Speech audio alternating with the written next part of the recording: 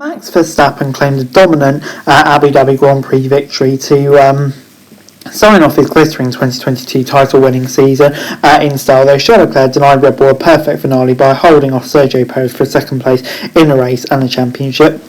A record-extending 15th win of a 22-race season never looks in danger for Verstappen after he held off his teammate into the first corner from pole position. Although the battle behind was absorbing and went down to the final laps, Verstappen, was kind of dominant out front, as we've seen so often this season, really. Perfect way to win. But anyway, Leclerc and Perez came into the final race locked on point in the battle for second, and Ferrari were the big underdogs against the Red Bulls, although with two stopping.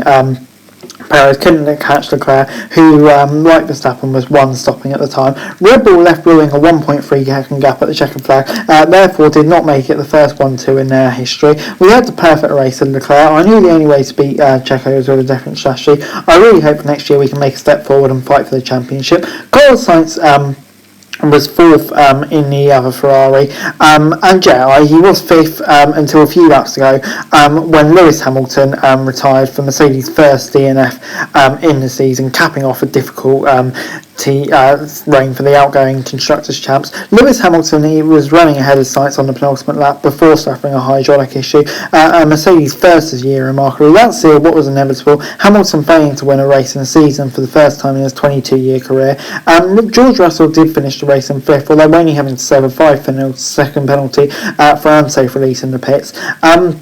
On the whole, just not a good day for Mercedes, really. After the momentum from Brazil, I think they will find this a really hard result to take, to be honest. But moving on then to the final race of a glittering and title-laden F1 career. Sebastian Vettel scoring a point for Aston Martin, although wanting more after a one-stop strategy saw him fall back behind his teammate Lance Stroll and Alpine's Esteban Ocon. He finished the race just behind Daniel Ricciardo, who's also leaving the sport, potentially permanently, but hopefully temporarily. Here's he exits McLaren for a soon-to-be confirmed move back to Red Bull as a development driver. Fellow multiple champions Fernando Alonso suffered another DNF, his fourth in the last 7 races of his Alpine career, before he replaces Vettel in the Aston Martin for 2023. How did Leclerc deny Red Bull their perfect finale? Verstappen's victory may not have been a surprise at Yas Marina, but Perez losing out to Leclerc was. Perez came into the last race with more momentum and speed and the better starting position to Leclerc, who hadn't won a race since July's Austrian Grand Prix and hadn't finished higher than third for 4 races. But Leclerc, who is so often left behind by the Red Bulls over race pace with Ferrari's suboptimal tyre wear, reversed form and kept with the Red Bulls in the first stint and particularly the second. His pace behind Verstappen and Perez forced Red Bull into a second stop for the Mexican with 25 laps remaining.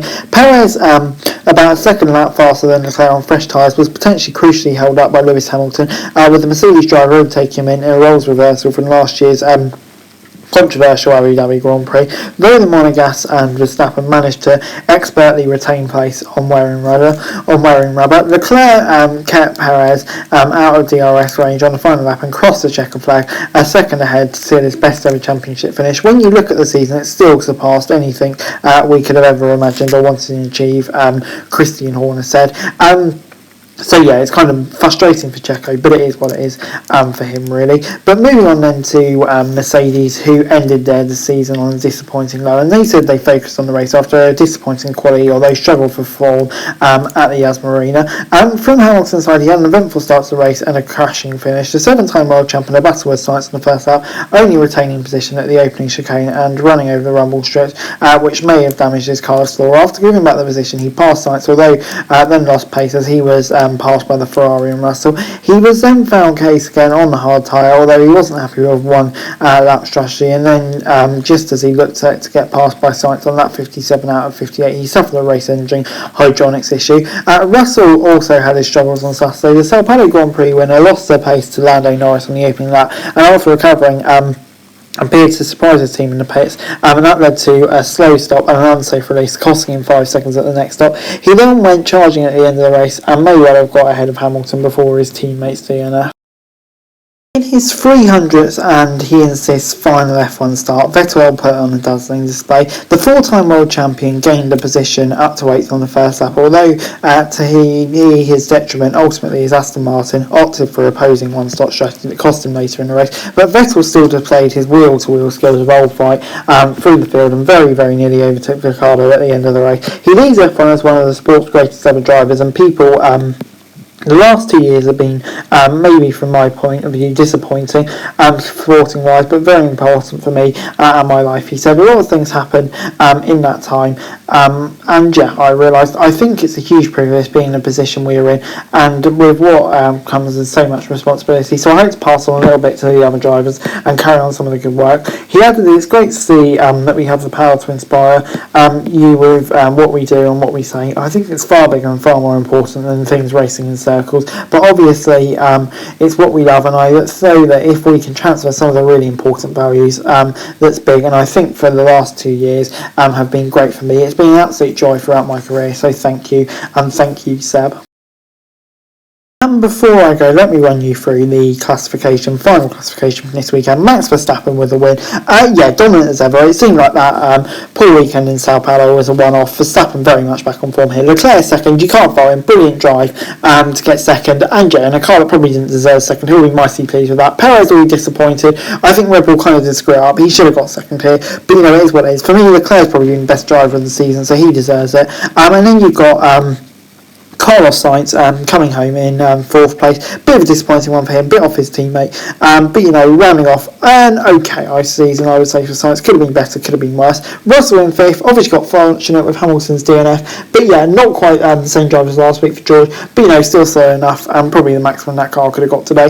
Then you got Norris in 6th, really good drive from him, maximising the result again. He did everything for McLaren. In the end, they couldn't quite get in the line over Alpine. And Ocon 7th, capped off a really good season for him, beating Alonso, even with the band like Alonso's had. That's no mean feat. Stroll in 8th, great way to end the season for him, with Vettel in 10th.